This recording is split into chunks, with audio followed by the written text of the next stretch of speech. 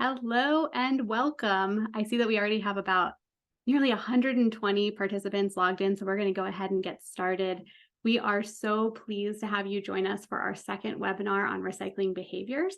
I'm Louise Bruce, and I have the pleasure of being your guide through today's conversation, which will be focused on recycling behaviors inside the home. We have an incredible lineup of presentations for you today, but before we dig in, we want to start, as we always do, by hearing from you, our incredible audience. We know we have just a tremendous amount of expertise joining us in our audience today, so we want to know who. I see that there's some great energy already started. We want to know who you are, where you're joining us from, what your role is, and if you're able to share what your most pressing recycling challenges are. I want you all to know that we really do download these chats and take in all of this information. So we really appreciate what you share here at the top. While you introduce yourselves in the chat, I will run through a couple of housekeeping items so that we can make sure this webinar goes very well on the sort of logistics side. We are using Zoom's webinar format today for the presentation. And so that means that while you can see our presenters, they cannot see you, unfortunately. And so we want to make sure they feel your presence. So I invite you to interact by throughout, as presentations are going, share your questions, show your approval and surprise and interest with emojis or other comments. We really want to feel the audience as we go. If you're having any technical difficulties, I see maybe a hand or two that's already been raised. We have a great team, Kevin, Paloma, Megan, and Lee, who are standing by to assist. So please feel free to message them directly to solve any challenges you are experiencing. We're hoping that we'll have a few moments at the end to share your questions and have a discussion with our presenters. So to do that, we'll be gathering those questions from the chat. So just know that as questions come up for you, we'll be looking to the chat to pull those together for our presenters later in the session. I also wanted to note that periodically throughout the webinar, our team, especially Paloma, so look out for Paloma's notes as we go, we'll be sharing a link to our webinar recap page in the chat. And this webpage will include links to all the resources that our speakers reference. It'll include links to our Recycling Program Solutions Hub, bios for the speakers, and so much more. So please make sure that you take a moment to click on that link and check out what we're sharing there. All right. So this webinar series is brought to you by our Center for Sustainable Behavior and Impact, which we launched last year to drive measurable improvement in recycling behaviors and capture more recyclable materials from residential recycling programs. Put another way, our mission, or sort of what drives us every day, is we're looking to figure out how we can best support people as key contributors to our circular economy. Since our launch, we've conducted substantial amounts of research. We've published our inaugural knowledge report and a whole series of research summaries. And so now we're focused on unpacking what we've learned so that recycling value chain stakeholders like yourselves can put our insights, our data, our evidence to work to increase recycling rates across the country. This is the second webinar in a series of both virtual and in-person events that will continue into 2024. And I just want you to know how sincerely excited and grateful we are to have each and every one of you joining us today and at future discussions. So just a big thank you from our team for tuning in today. All right, so let's talk about our presenters. Today we have a brilliant lineup of experts on in-home recycling behaviors. We'll begin with a presentation from Asami Tanimoto, who will talk us through what the data says about household recycling behaviors. She'll also provide an overview of how to gather data and insights on behavior for your local programs. Next, we'll look at people's real-life experiences recycling in their homes. We'll hear about our ethnographic research from our very own Elizabeth Schussler, who many of you met probably in other work, but also on our past webinar, as well as our partners Tom Williams and Brandon Berry from Point Forward.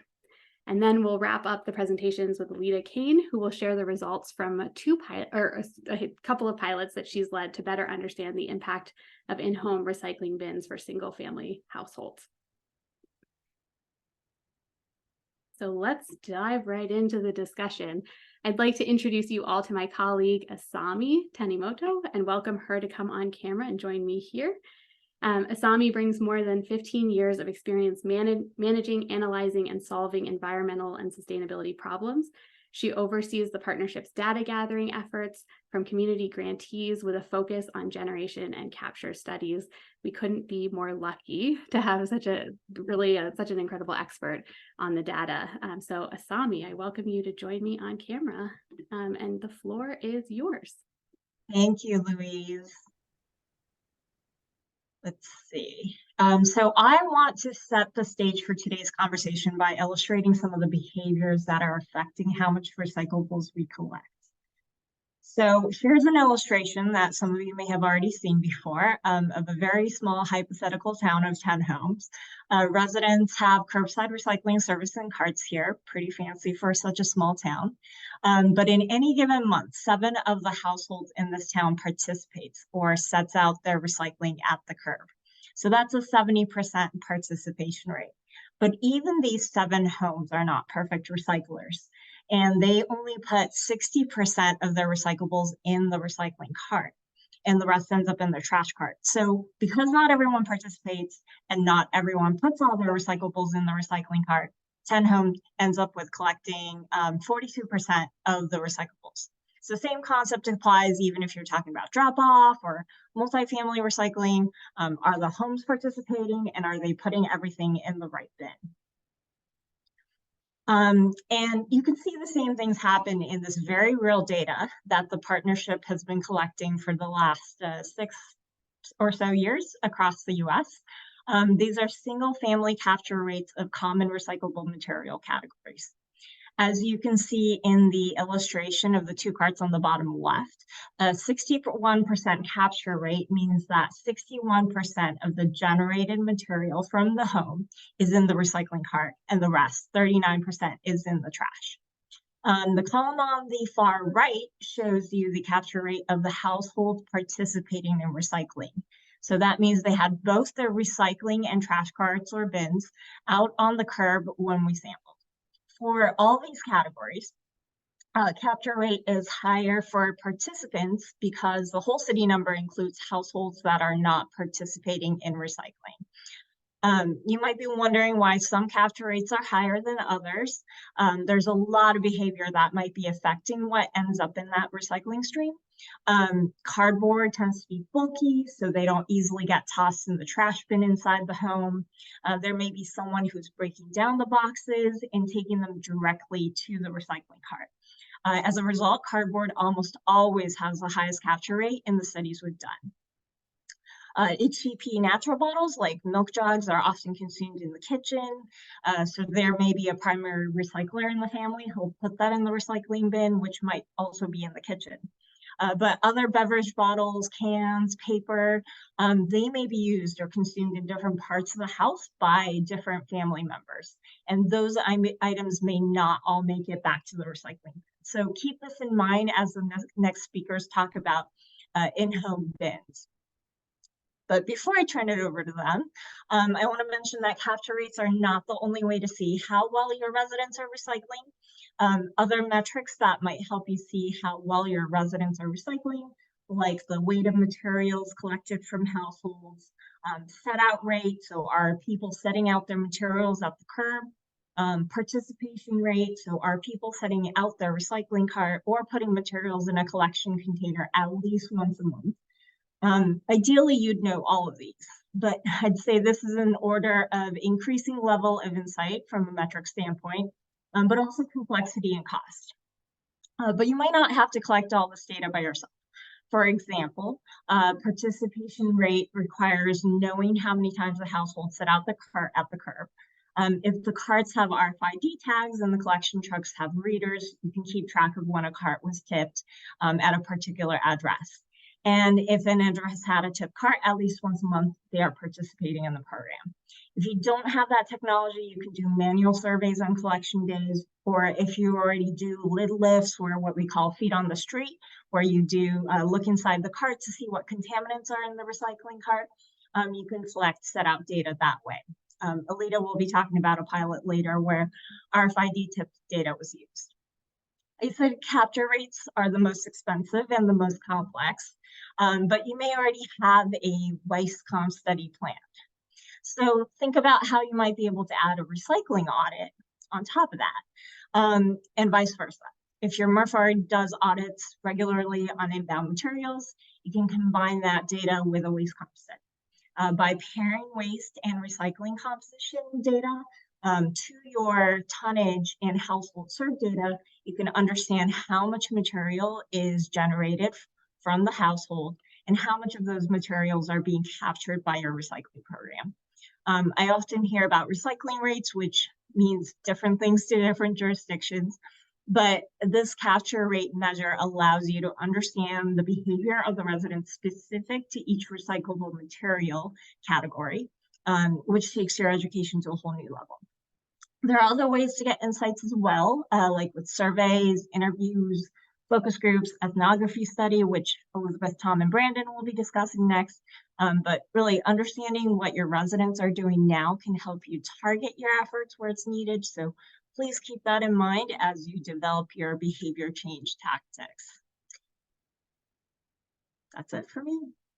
Asami, before we transition to our next presentation, I saw a really great question in the chat from Marcus. So he pointed out that not all materials listed on our capture rate studies are accepted in all programs. You know, for example, aluminum foil. Do you have any comments to help us sort of contextualize that and help clarify how we think about those materials and their capture rates?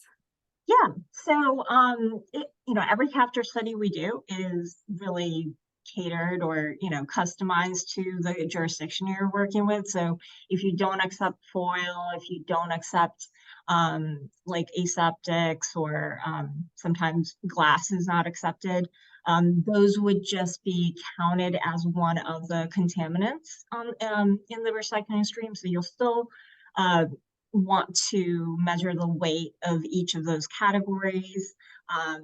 You might still want to calculate the capture rate to see how much of the wrong material is being captured in the recycling, but that'll really be counted as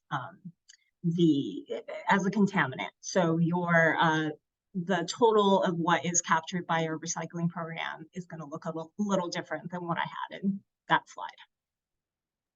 Thank you so much for that additional clarification and for that great presentation. I find it so helpful as we go into this discussion around what we're seeing in the home and what the trends are around the behaviors, really understanding the numbers. So Asami, thank you for putting that together, and I look forward to welcoming you back at the end for more discussion.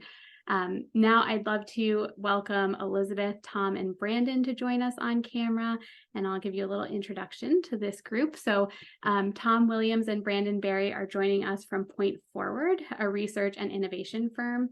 Tom is a co-founder of Point Forward. As an ethnographer, he has conducted more than 2,000, I love this number, 2,000 interviews and observations in 12 different countries. And I think we can claim that a couple dozen of those have been done now in partnership with us. Brandon is a managing partner at Point Forward. He is a social psychologist who enjoys helping people talk about experiences that are difficult to put into words. Many of you probably already know Elizabeth from our past webinar. She is one of the visionaries behind our Center for Sustainable Behavior and Impact and serves as the Recycling Partnership's Senior Director of Social Change, Behavior, and Impact.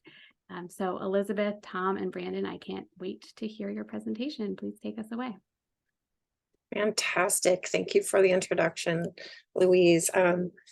I am so excited to share this information that we've been working on for several months now. And I think that a good place to start, Tom and Brandon, is if you could tell us a little bit about what is ethnography? Why do you do ethnography? What do you hope to capture from it? And then like what's it like start to finish? What's it like? Yeah, maybe we could characterize, start by just characterizing this study a little bit, Elizabeth. And first of all, I want to start by just thanking the Recycling Partnership for the opportunity to do this work. We are really honored to be partnering with the Center for Sustainable Behavior and Impact. This is obviously really important work, and we're happy to be working with you. So ethnography, we define it as the in-depth, in-person study of people's behaviors, values, and beliefs. And in this work, we used ethnography to see what was really going on in individual households. So when our team met with these participants in their homes, we had in-depth conversations with them about recycling, but also about other aspects of their lives and other aspects of domestic living and managing their households, just to get a really broad perspective on this. And we observed their recycling routines, and we also looked in their refrigerators and cabinets. You can see that happening in these photos. And we talked to them about different packaging types and got a sense of what motivates them to recycle and what could motivate them to improve their practice as well. Incidentally, for this study, we recruited people who recycle regularly, and they ranged from what seemed to be sort of average recyclers to very good recyclers. And another aspect of ethnography is that it's non-judgmental, right? So we didn't go into these homes to try to educate people or correct their behaviors. We think it's important to focus on understanding where people are at and to truly emphasize with their perspective, so that we can think about ways to develop behavior change strategies for broader groups of people. Elizabeth, did you want to say more about this slide? Yeah, so this was the first time we were able to do ethnography. We've had a lot of questions about the behaviors in the home. And so this first round of ethnography, we were looking at like, how does packaging move through the home and like just general trends, and in 2 cities and with the home visits. And then we went back out to different homes, and we wanted to know more about drop off. Like, we know that recycling curbside has its challenges, especially multi-tenant has its challenges. But then when you're taking things to another location, we really wanted to understand what's needed there for that kind of a program to succeed. So I think let's just jump right in. Okay. We're going to take you through 3 of our findings. There's a much larger set of findings and opportunities that came out of this work, but we've narrowed it down to 3 topics from our research to share with you today. But even by briefly touching on these topics, we hope they might make you think about your own work differently and how you engage with community members to talk about recycling. So we'll touch upon these 3 things. Number 1 will be what we're calling homegrown systems, which is going to be about the different ways people establish the arrangement of bins and gathering spots in their homes. We'll talk about good flow, which is about the movement of recyclables through the home and out to the cart. And as Elizabeth just noted, we'll talk about drop-off items and how people manage the process of trying to recycle items that are not accepted at curbside. And with that, I'm going to pass it to Brandon. Yes, hi. It's great to be with you all. When we began our study of people's home recycling systems, one of our research questions was, is twinning the bin the answer for helping people become better recyclers? We soon learned that it works for some people, but not everyone. We found that households basically fall into one of 4 system types that fit their homes and domestic behaviors. We refer to these as homegrown systems. And by systems, we mean the equipment they use, the configuration of bins and gathering spots, the ways they interact with them, and the ways they move recyclables to the cart. So now we'll share what we learned about each system. The first system is what we call centralized bin-free. Households who use this system typically place recyclables on the floor next to the trash bin or on a kitchen counter near a trash bin. As the system name implies, they're placing them in a central area without a bin. When that limited space fills up, they collect them, usually in small batches, and often in a retail bag like you see in this photo, and then take them to their cart. I want to emphasize here that this is an approach that people have intentionally chosen. It has qualities that they like, advantages and disadvantages that we'll get to in a moment. The advantages include it's always apparent how much is there, so the amount never surprises them or catches them off guard. It also creates a slightly messy appearance, which can have the effect of pushing them to take the materials out to the cart more often, giving them an incremental approach. Also, the binless approach means they don't have to fill scarce space with another bulky item in their kitchen or elsewhere. For those who collect on the kitchen counter, they're near the sink, which makes any necessary washing easy. A couple of the disadvantages we learned about: the area can look unsightly. There's less of an obvious visual cue like a bin to prompt weak recyclers in the household or visitors to the home. And taking the recyclables to the cart can require an extra step of placing into a container for transporting. Okay, that's the centralized bin-free system. Let's look at the next one. This one is what we call a centralized contained system. That means there's one centralized location for collecting recyclables in a container of some sort that often mirrors the trash bin in size and style. This is the system that a lot of people in the recycling industry seem to have in mind when we're talking about recycling. But as we've learned, it's just one of several other systems people use. The twin bin you see in the photo is one common form that it takes, but it can also just be two bins sitting next to each other. Households who use this system see it as having advantages like, for example, it has a pleasing visual symmetry between the two bins that feels neat and orderly. Also, the ickiness of recyclables is more hidden away, especially when it has a lid or recesses into the cabinet. And then stylistically, centralized contained systems often have a modern look, like the twin bin in the photo, or the standalone stainless steel bins that are now very common in kitchens. A couple of the disadvantages we learned about are the recycling bin can look just like the trash bin, which can confuse some family members or visitors to the home. Also, the bin can hide its fill level, which can catch people off guard, leading them to use the trash bin when the recycling bin is full and they're not able to empty it. Similarly, recycling can be more out of sight and out of mind when people are making the decision of what to do with, for example, a food package they just finished using.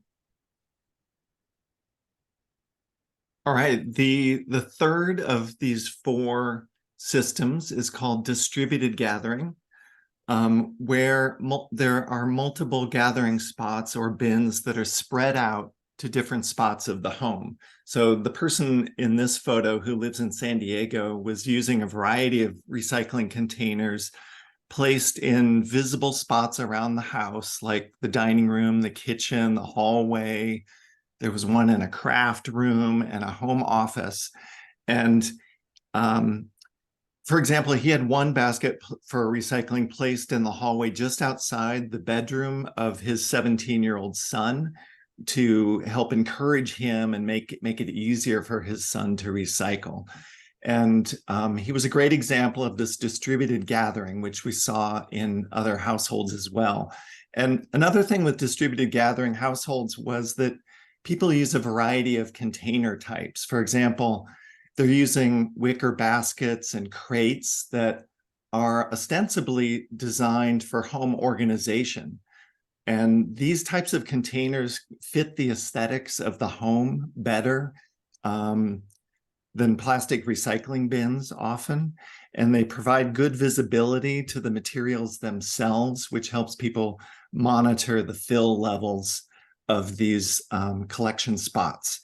And just that idea suggests kind of a fresh way of thinking and talking about recycling, that it can be included under the domain of home organization, which is an area that kind of comes with it some positive and motivating emotions, like feeling a sense of control and organization and accomplishment.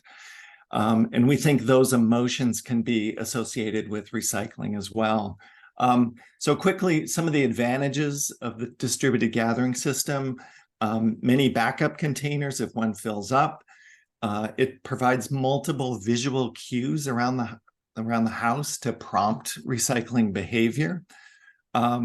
Easy access anywhere in the house, so there's less disruption to the flow of everyday life, and recycling can weave itself into daily life very well. There are some disadvantages. More bins to monitor can make it feel like a bigger chore and requiring someone to go around and empty all the different bins. More containers obviously take up more space around the house, and it can be perceived by some as kind of unsightly to have this out in the open. All right, the last of the four is called out of sight, isolated, meaning that people place their recycling container in a location away from the kitchen and away from the central living area. So often we saw these in laundry rooms, which you see in the photo here, or a mud room, or something just off the main living area. And with this system, recycling bin gets separated from the trash, or so it's several steps away from the main kitchen trash bin as well. The advantages of this system is that it saves space in the kitchen. If the bin tends to be dirty or messy looking, it can feel better to kind of have it out of the way in a more isolated spot. And this can also help prevent placement errors. As we talked to this gentleman in the photo, he lives in Columbus, Ohio. He pointed out to us that the purposeful act of walking into the laundry room with recyclables helps himself and his family be clear that recyclables are different than trash. So it's a different habit, a different location, and it seems to lessen the possibility of someone casually or accidentally dropping something like an aluminum can into the trash instead of recycling. The disadvantages are it is a little bit less convenient. So it adds steps and requires a special trip. It can lead to untidy buildup of recyclables. Since it's out of sight, its fill levels are more hidden and less top of mind, and doesn't provide that constant visual reminder of how full the bin is. Great. So now we want you to take a few seconds and reflect on your own household system. Which one of these is nearest to what you do at home? Lee, can you please bring up the poll? We want you to go ahead and indicate which one seems to reflect your style most closely. And notice that we have, in addition to these four, we have hybrid of these and none of these. So let's take a couple seconds and let you choose.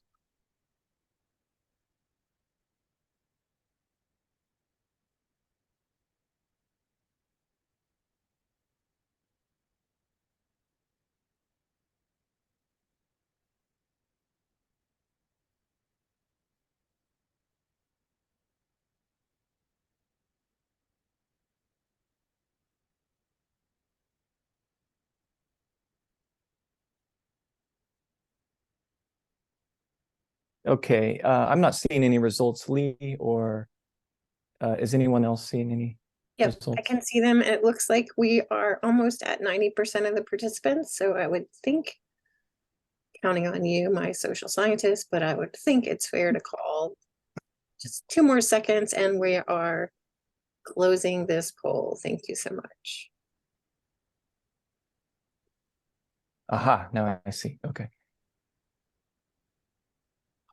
Okay, it looks like centralized contained has the most users with some kind of hybrid in second place. Great. One last note on these systems. We often get the question, which system is the best for supporting good recycling? Our answer is the best system is the system they're currently using. Our takeaway from this work is that it's important to honor their systems. They've chosen them because it fits how they live. and they make intuitive sense to them.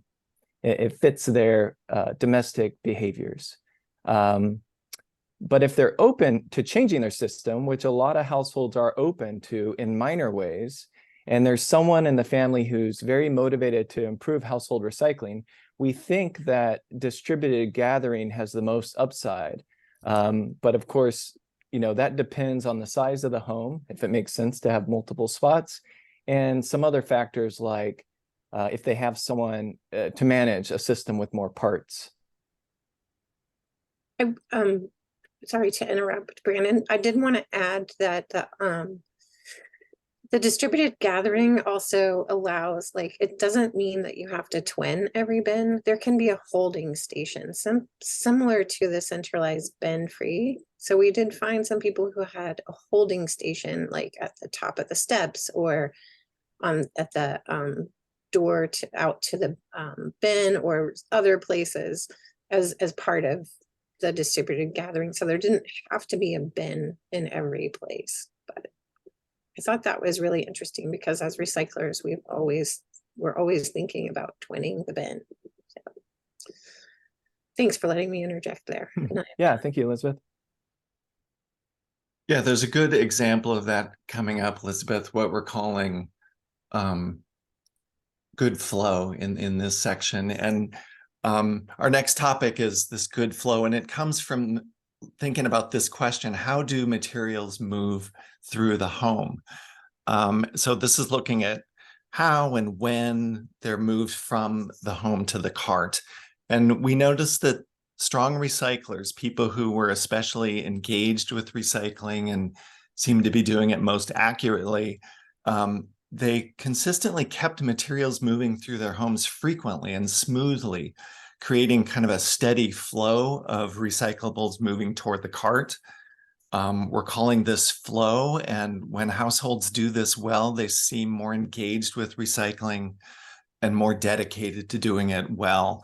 And for them, recycling isn't a once-a-week chore. It becomes a fluid activity that interweaves itself with other aspects of domestic life, like straightening up the house, clearing the dinner table, cleaning countertops, doing dishes. Those kinds of repetitive things include managing the recycling. And when this happens, good flow, it minimizes buildup, log jams, and disorder, which facilitates better capture and better accuracy, we think. And now we'll briefly characterize both good flow and stagnant flow. So for good flow, people who did this well had a few specific things that they tended to do. I'll highlight a few of these. They piggyback recycling onto other routines, like taking a handful of recyclables out to the cart when they take their dog out for a walk. This routine would be paired with sometimes placing a bin or having a gathering spot near the back door, for example, and they would piggyback it with walking the dog. They're also doing ongoing monitoring. So they're checking the bins and containers around the house to see when they're filling up and emptying them, not just on the night before the cart gets picked up, but just on an ongoing basis. They're also they have dedicated labor-saving tools, such as they'll have a dedicated utility blade ready to go for breaking down boxes. And the placement and design of bins and gathering spots in their homes create this momentum out of the home and into the cart. The photo of this couple is interesting. This is kind of what Elizabeth was just talking about. Their system was to simply create a little pile of recyclables on the kitchen counter. And the gentleman in the photo is kind of showing us how they get gathered up. And this pile would kind of accumulate from late afternoon into the evening. And then in the evening, they would take this little pile outside to their cart. And their quote was this is going to sound crazy, but why I like having recyclables on the countertop is because when you get rid of it, it's gone. It disappears. We don't have a big can sitting there. So you see it and you want to get rid of it. So they're really articulating this emotional satisfaction of good flow, that it's space efficient and emotionally satisfying to move things out of the house. Okay, now let's turn to stagnant flow. Households with stagnant flow have more buildup of recycling materials in and around their collection areas. They also tend to, and I'm only going to mention a few here, deal with recyclables at the last moment, just before pickup, which can lead to recyclables ending up in the trash or vice versa. Have their gathering spots hidden or out of the way, which can keep it from being top of mind. Have their carts located behind locked gates or in difficult to access spots, which can be an obstacle to getting materials to the cart. And all of these barriers can lead to more recyclables in the trash, more trash in the recycling, and more dirty packaging not getting sufficiently wiped off or cleaned before recycling. In the photo, that's an example of a household with stagnant flow. And the quote below is from the woman who lives there with her husband and young child. She said, "Yeah, I would definitely say if things are starting to pile up in our house, I'll personally just throw things in the trash. Or if we have a lot of it and it doesn't all fit in the recycling, we'll throw things in the trash sometimes." Okay, so that concludes our section on flow. So our last topic that we're going to touch on is drop-off. And, we asked ourselves, what problems do people face with drop-off? And this was kind of preliminary research in this area, and we think there's more work to really understand what's going on here. But we did generate some key findings by going into people's homes and also shadowing them as they took materials to drop-off locations. And we found that their intentions are the same. They want to do the right thing, but there's a unique set of behaviors and challenges to drop off. The first one is knowledge gaps. And a lot of people we talk to feel like they have a good handle on what goes in the cart for curbside. But when it comes to drop off, they can feel less confident about their knowledge. For example, in the photo there, we were talking about plastic film drop off. Which can be complicated and confusing to understand what is accepted. People find the labeling on packaging is inconsistent. The information at the drop-off location itself can be incomplete. A few people we talked to about plastic film were aware of the stretch test to see if it qualifies, but even that can be confusing for people. And they want more clarity and heuristic kinds of information to be able to understand what is accepted at drop-off. Lack of confidence in bins, the second point. If these drop-off locations look sort of sketchy or dirty or not well maintained, which a lot of them are like that, people can be suspicious about whether the drop-off is legitimate. They might suspect that the items are being thrown away instead of truly recycled. When these collection bins are located in retail stores, customers and even employees sometimes aren't aware of where they're located. So there's a role that the drop-off bins can play in instilling more confidence in the process. Number 3, weak habits. So forming habits around drop-off can be difficult in part because they're very different from curbside habits. The way things are collected in the homes has to be different. The flexibility of time compared to the regular scheduled curbside means that people need to find ways to consistently and conveniently weave drop-off into their everyday life, everyday errands, and that can be difficult for people.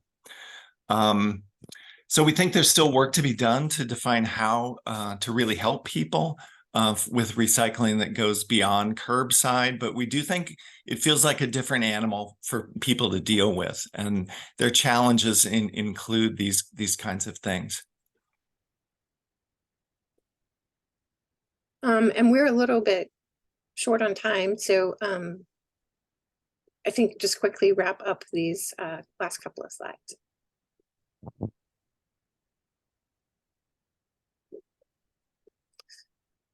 So we want to honor and improve people's homegrown systems, promote better flow, and support new habits for drop-off. And more to come on all of this. So things that you could do as like in lieu of doing an extensive ethnography process in your town is just start asking people to walk you through their process if you're out at an event, etc.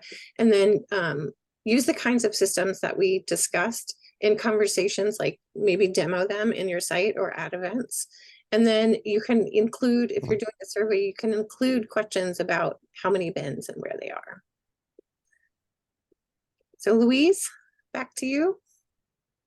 Thank you so much, Elizabeth, Tom, and Brandon. I'm seeing just like a ton of great comments and questions in the chat that we'll hope to get to after Alita's presentation. So keep them coming. If there's anything top of mind, please put them in the chat and we'll capture all of that information and circle back on it. But now I'd like to transition to our next speaker. So our final presentation, which will dig in on the impact of in-home bins, I think is a really great complement to the information that Tom, Brandon, and Elizabeth just shared. And so Alita's gonna sort of connect those dots for us in just a moment. Alita, I think you've already joined me on camera, so welcome. Alita is a community program manager with the Recycling Partnership who has a significant expertise in the area of recycling behavior and program optimization. She is an innovative and strategic thinker with a unique ability to build and foster community connections. She joins us today to talk about pilots that she has personally led, and I'm so excited to hear her insights. Alita, the mic is yours. Thank you, Louise. It is so great to be here with so many fine folks today. Tom, Brandon, Elizabeth did an incredible job illustrating that there is no best system when it comes to in-home recycling setups, but having a system that does work for you is key. Providing in-home bins to residents is an attempt to help them build that system in their home.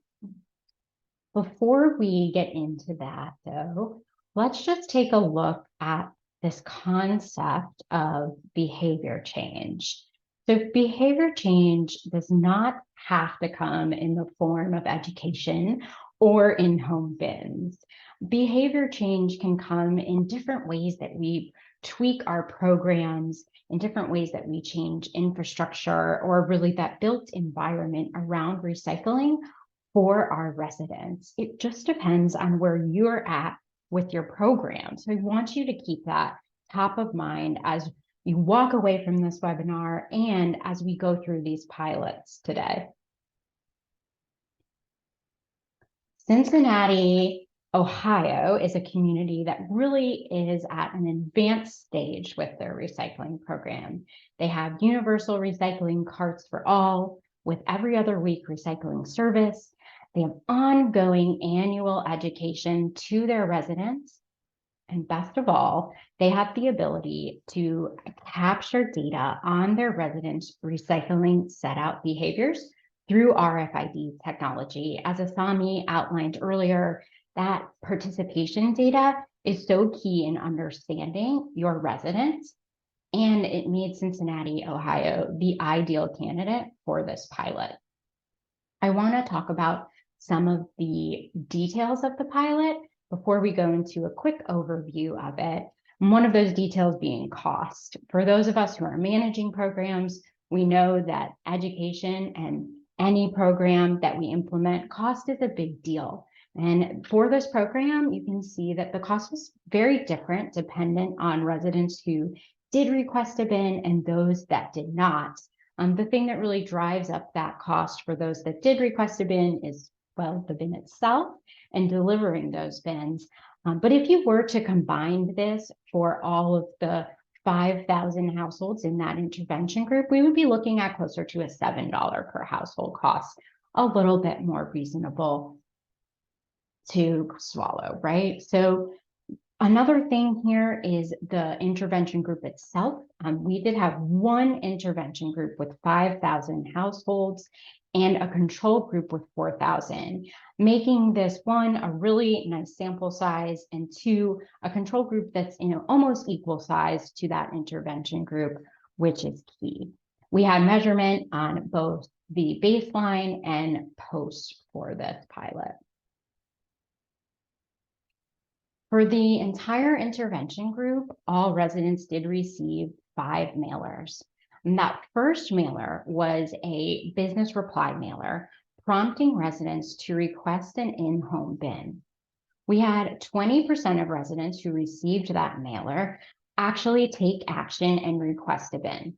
62% of them did it through the business reply mailer itself, while others called it in or went online. We did prompt residents to do it any one of those ways on that mailer. After that, all of the residents in that group, whether they requested a bin or did not request a bin, received the exact same education. 2 of those were recycling calendars, reminding them of their service day. And then the other 2 was one being logical messaging and the other being empathetical messaging. So 5 mailers in all, and again, very consistent in when these mailers were received, with no more than a month apart between them.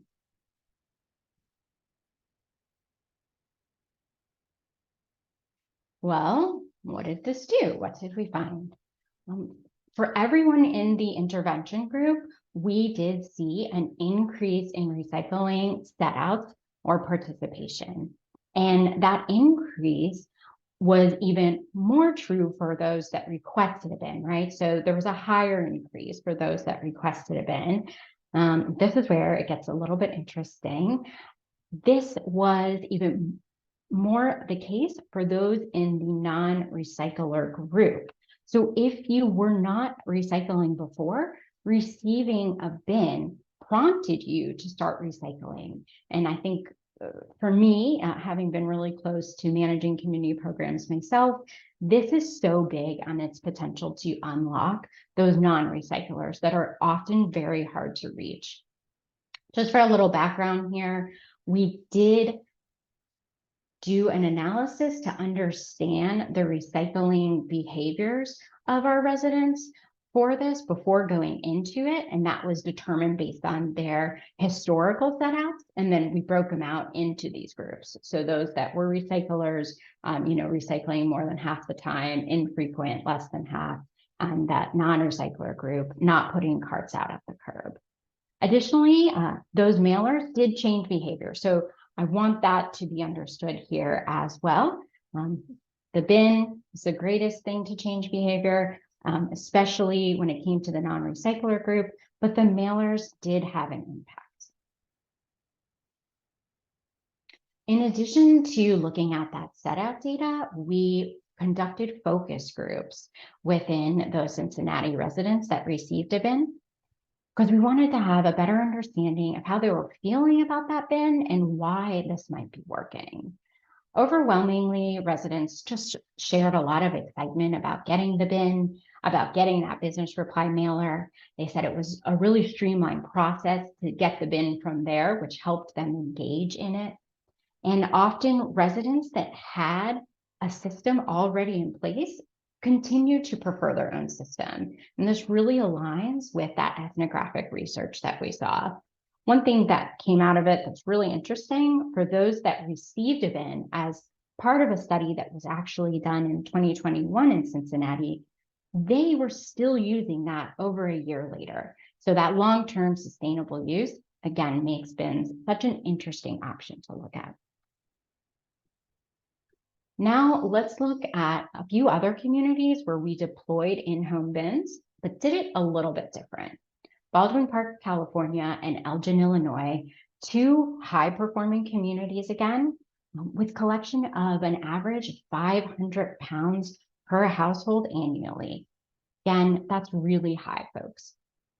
In these communities, we had 2 intervention groups, one that received a bin along with a mailer, and one that received a bin alone. The costs, as you can see above, were a lot more for the groups that did receive the bin. And in Elgin, they were less because the cost of delivering those bins was in-house as the city did it themselves, and we hired out a consultant to do it in Baldwin Park. We had baseline measurement here, looking at MRF audits, a community survey, and tonnage based on the recycling route. For all of the residents that received a bin, it was automatic delivery. So they weren't opting in as they did in Cincinnati. They just got that bin to their door with an FAQ, and they also received a mailer. That mailer had a focus on plastic capture, and that mailer went to households that received the bin and a set of households that did not, that just received the exact same mailer at the exact same time with all the exact same information. We used AppSheets, and I put this on here because I think it's worth sharing how we get things done. This was a really handy tool for us to track the distribution of those bins, and it really streamlined the process and let us see those completion rates. Findings here, not as exciting. We didn't see a change in the composition study for that focus material, and we didn't see a change in that tonnage, telling us that these bins were a success. Now with the community survey, we did hear from residents that they felt more confident in their recycling program after getting a bin, that they had the highest recall for those campaign materials, and they reported recycling plastic bottles, containers, and jugs more, but we didn't actually see that occurring. What was interesting in the sort, we did see that there was an increase in fiber material for all communities. However, that wasn't the focus material for this group. I think that overall, within all these pilots, we can say that in-home bins definitely have the potential to increase set-outs and participation. It just depends on the audience. And it should be noted that mailers can also be successful depending on who you're reaching. And again, keeping those mailers consistent and doing more than one of them over time. And so hopefully this leaves you all with some hope on ideas of how you can tweak your programs for behavior change.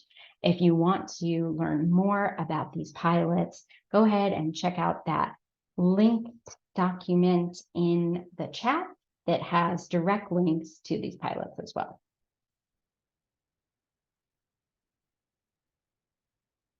Thank you so much, Alita. So now I'd like to bring back all of our speakers, Asami, Tom, Elizabeth, Brandon, if you could join us on camera. And while they're joining us, I'm seeing quite a few questions in the chat about, can I get a copy of this presentation and the associated slide deck? And the answer is yes. There are going to be multiple ways that you can do that. One, Lee will be sending out a follow-up email shortly with links to the presentation recording and the deck as well. I do want to mention, though, or give a sort of shout out to our newly launched Recycling Program Solutions Hub. We launched this tool last week and already have 280 users across the country, or sort of representing community recycling programs across the country using it. And a perk of being a user in the Recycling Program Solutions Hub is that you'll be able to get first access to the posting of recordings and presentations there, as well as we're in the process of producing sort of on-demand content specifically for the Hub that will make some of our other research and insights available to you. So, so hope that you'll all consider joining those 280 first users and jumping in on the Hub and making your account today. But now getting to, oh, sorry, was there a comment on that? Okay. I want to thank everyone for all the really great comments and questions in the chat. So I'd like to start off with asking I saw a question around positive insights, any positive insights from this. And what I hear in that question is, what can we take action on? What's worked well that we can bring to local recycling programs across the country. And so I would love to go around, starting off with Asami, who presented first, and then going through our presenters somewhat in order, to hear what's the one takeaway you would like our audience to leave with today. And maybe if you could, either as part of that takeaway or as an add-on, answer the question of what are the positive insights you saw in your work, and what action can people take as a result of the research or insights that you've shared today? So Asami, would you be able to kick us off with that? Sure. So we see very few communities track performance metrics like tonnage, set out, participation, and capture. So please, please, please just try to find ways to collect data and insights. There's so many benefits to having this data, in not just, insights into behavior, and it really helps you manage your program better. To make that really happen, collaborate with others like your hauler, MRF. You may be able to get staffing from local universities or other nonprofits. We might be able to help you. So please think about what metrics you might be able to gather, and give us a call. Thank you so much, Asami. We'll go over to Tom.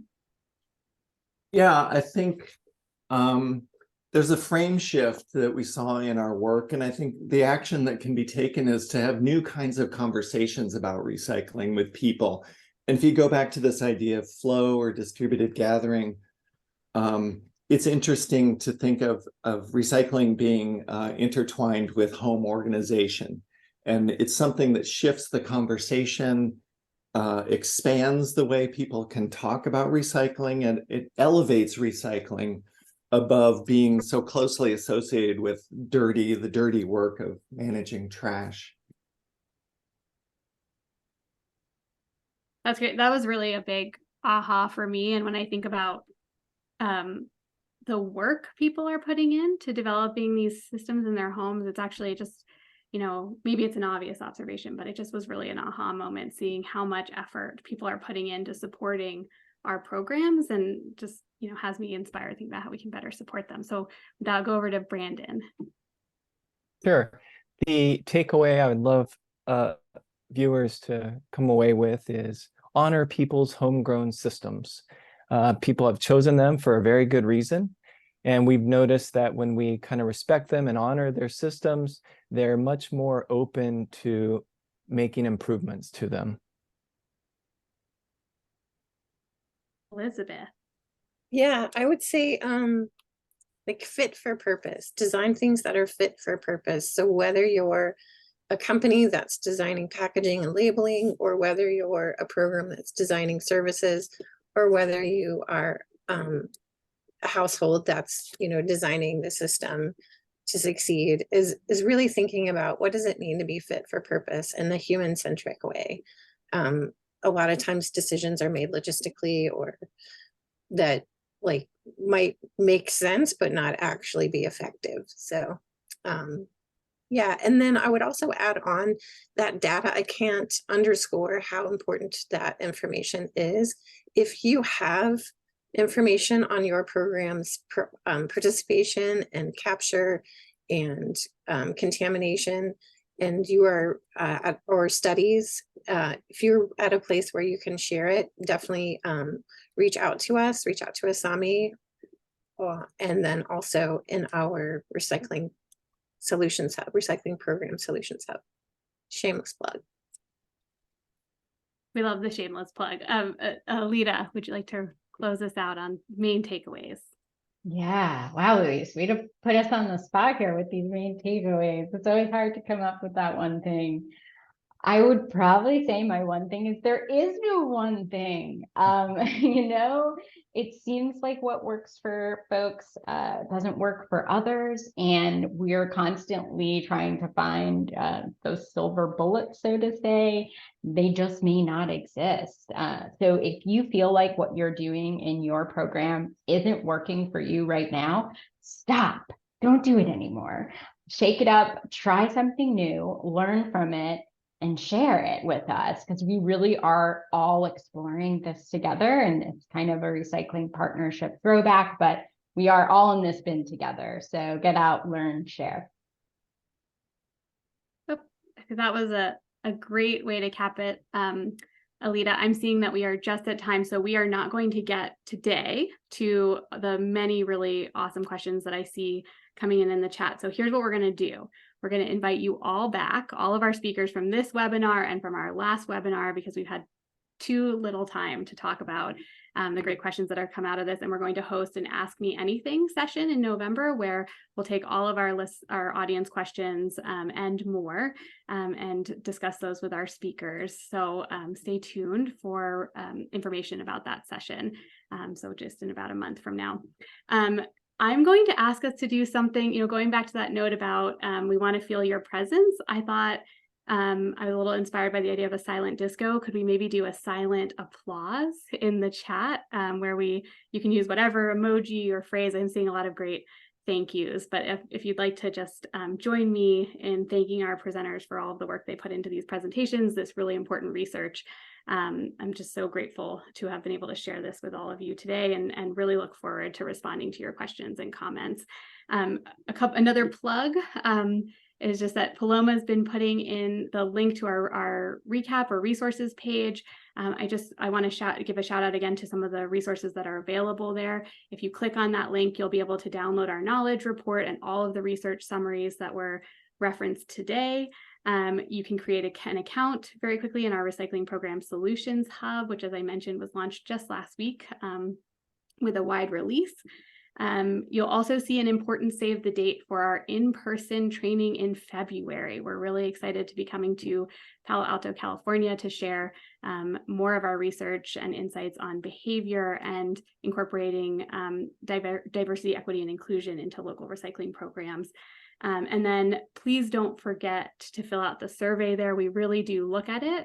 We got some great responses last time that helped shape today's webinar and future conversations. And so please know that your feedback is incredibly valuable for us. So thank you again. Check out that link and we'll see you in November. Take care, everyone.